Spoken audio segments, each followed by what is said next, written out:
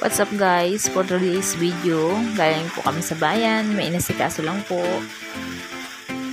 Ayan, madilim pa rin po at makulimlim at medyo naulan, kaya nakakatamad po lumabas kung hindi lang po, kung wala lang po gagawin, hindi po ako lalabas. Pero okay na rin kasi nakapag-video para may pang-upload.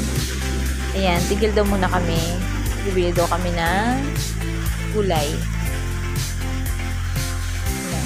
Kasi kasama namin, bibili lang daw siya ng kalabasa, pampalinaw ng mata. Yan. Let's go!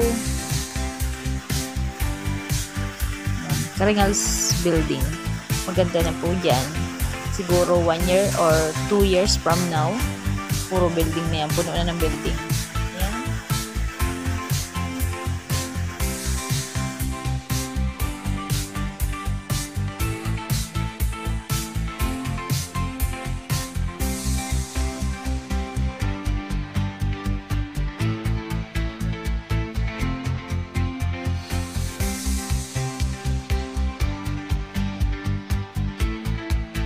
Malapit na kami sa aming bahay. Kita niyo yung pinapagawang bahay sa kapitbahay namin. Ayan, ganda.